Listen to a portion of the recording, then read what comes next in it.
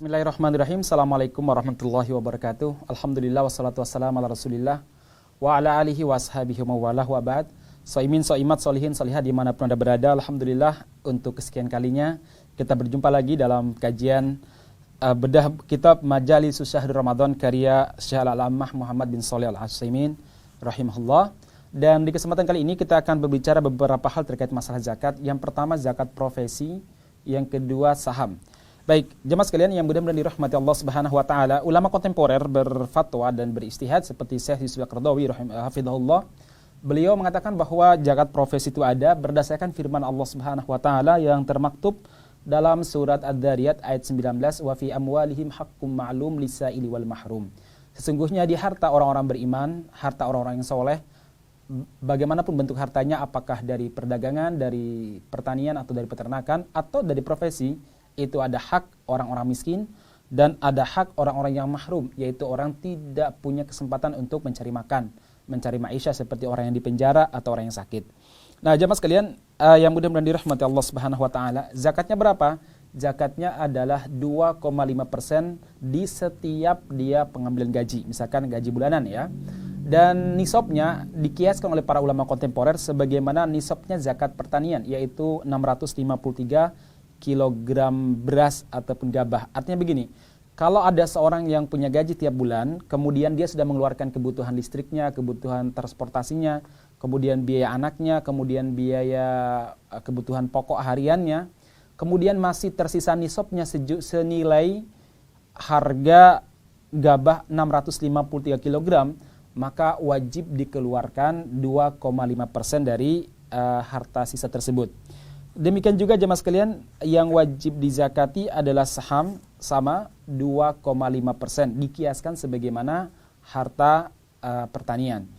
Artinya banyak orang hari ini yang kadang zakat penghasilan bulanannya profesi itu jauh lebih tinggi daripada mereka yang bertani, mereka yang beternak.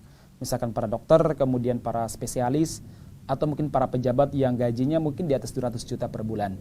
Nah, mereka wajib bayar zakat senilai 2,5% setelah mengeluarkan semua kebutuhan-kebutuhannya. Kebutuhan pokok maksud saya. Baik jemaah sekalian, itu poin pertama di pertemuan yang ke-17 ini. Kemudian poin yang kedua yang akan kita bahas di sini adalah fi ahli zakah, orang-orang yang berhak mendapatkan zakat. Berawal dari firman Allah Subhanahu wa taala surat At-Taubah ayat 60 di mana Allah Subhanahu wa taala mengatakan innamas shadaqatu lil fuqara, sesungguhnya sedekah itu satu bagi orang-orang fakir, wal masakin dan orang-orang miskin, wal amilin 'alaiha, orang yang ditugaskan untuk mengurus zakat, wal muallafatu qulubuhum, dan yang keempat adalah orang yang hatinya itu perlu dijaga supaya tetap berislam, wa fir riqab, kemudian yang kelima untuk membebaskan budak, wal gharimina fi sabilillah, kemudian selanjutnya orang-orang yang berhutang, wa fi sabilillah, dan orang-orang yang ketujuh orang-orang yang berjihad di jalan Allah Subhanahu wa taala, wa ibnis sabil, dan orang-orang yang musafir yang kehilangan harta atau kehabisan harta saat safar. Faridatan minallah, sesungguhnya zakat ini diwajibkan dari Allah Subhanahu wa taala. Wallahu alimun hakim, dan Allah Subhanahu wa taala Maha mengetahui dan Maha bijaksana. Baik, kita bahas satu persatu mereka yang berhak mendapatkan zakat. Yang pertama dan yang kedua adalah al-masakin wal fuqara, yaitu orang-orang miskin dan orang-orang fuqara, orang-orang fakir. Mereka adalah orang yang memang tidak punya harta, tidak punya makanan, tidak punya harta untuk memenuhi kebutuhan pokok mereka. Nah, mereka ini berhak mendapatkan zakat. Adapun orang-orang yang sebenarnya punya kemampuan untuk memenuhi kebutuhan mereka, misalkan dia orangnya bisa bekerja, tapi dia itu malas bekerja, sukanya minta-minta, maka orang seperti ini tidak boleh diberi zakat. Bahkan kata beliau, wa amma man kana lahu kifayatun fala yazuzu i'ta'uhu minaz zakati wa in sa'alaha. Orang yang punya kemampuan dalam masalah makan dan minum dan dia juga bisa bekerja dengan baik, maka dia tidak diperbolehkan untuk mendapatkan zakat. Wa in sa'alaha, walaupun dia minta, bal wajib nusuhu wa tahdiruhu min su'ali ma la yahillu lahu. Bahkan wajib bagi kita untuk menasehati dia dan memperingatkan dia agar dia tidak meminta hal-hal yang tidak halal bagi dia. Sebagaimana hadis yang disampaikan oleh Rasulullah SAW dalam Bukhari, Rasulullah SAW mengatakan, la tazalul mas'alatu bihadikum hatta yalqallaha azza wa jalla wa laysa fi wajhihi muza'ajatu lahmin.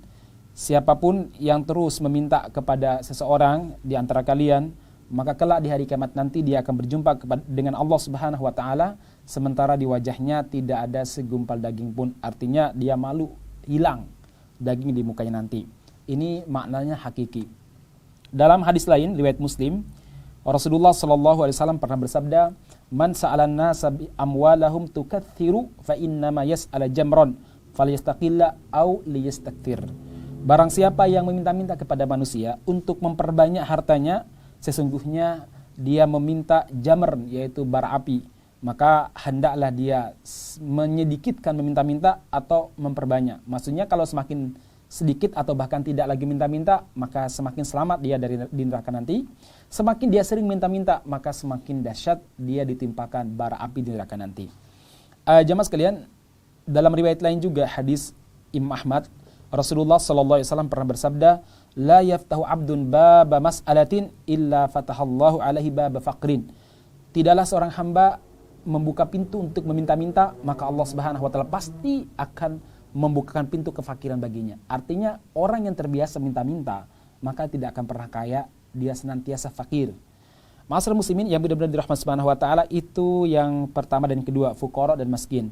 Yang ketiga adalah al-amilun 'alaiha, yaitu orang yang memang sengaja ataupun dijadikan sebagai pegawai untuk mengurus zakat mal. Baik mereka yang berada di badan zakat nasional ataupun badan zakat kampung atau badan zakat masyarakat, yang jelas dia mengurus harta zakat mal, maka dia berhak untuk mendapatkan zakat. Kemudian yang keempat, al-mu'allafatu qulubuhum, yaitu orang yang perlu disemangati dalam berislam. Wahum du'afaul iman au man yukhsha syarruhum. Mereka adalah orang-orang yang imannya lemah, seperti orang-orang yang baru masuk Islam, atau mungkin dia jauh dari negeri Islam, tinggal di negeri kafir.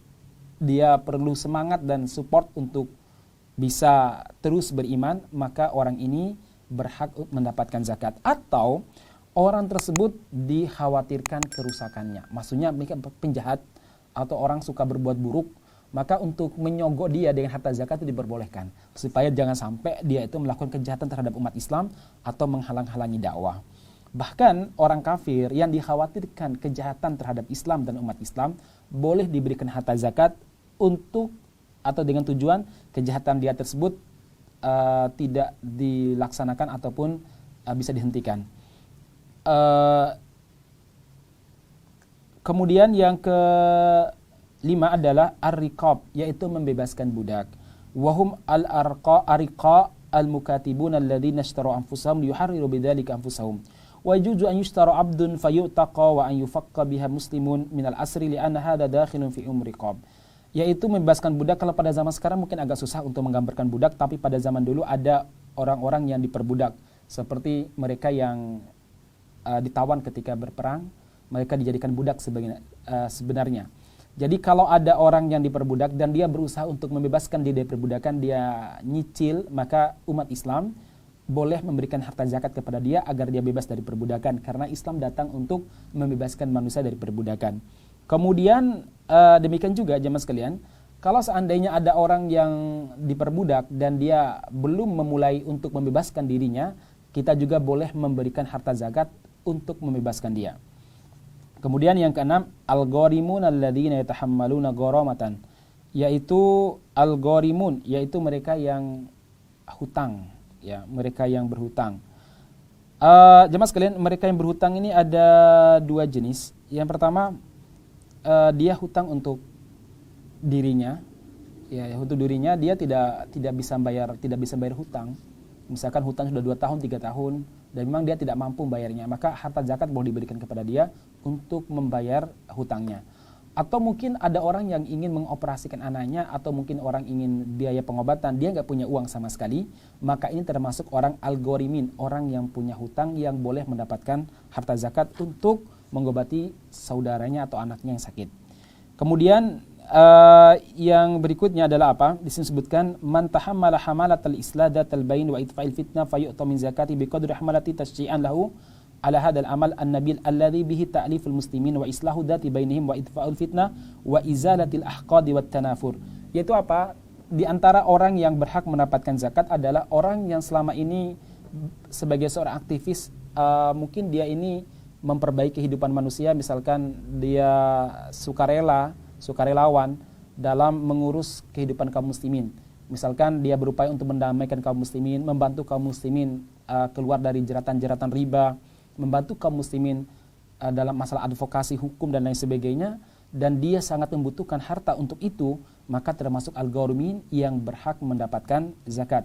Jadi semacam LBH ya, lembaga bantuan hukum ataupun teman-teman yang bertugas di advokasi betul-betul untuk lillahi ta'ala dan untuk memudahkan urusan kaum muslimin, mereka ini berhak mendapatkan zakat.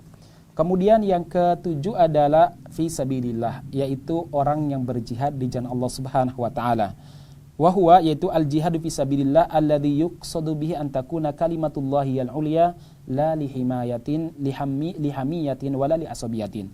Yaitu mereka yang berjihad di jalan Allah Subhanahu wa taala, tujuan jihadnya menegakkan hukum Allah Subhanahu wa taala, bukan untuk nasionalisme ataupun kesukuan. Jadi kalau ada orang berjihad demi menegakkan hukum Islam, bukan untuk membela suku atau negara tertentu yang tidak berhukum kepada syariat Islam, maka mereka ini berhak mendapatkan zakat. Sementara kalau mereka yang berperang untuk kesukuan, nasionalisme, atau untuk membela negara yang tidak berhukum kepada syariat, maka mereka tidak berhak mendapatkan zakat.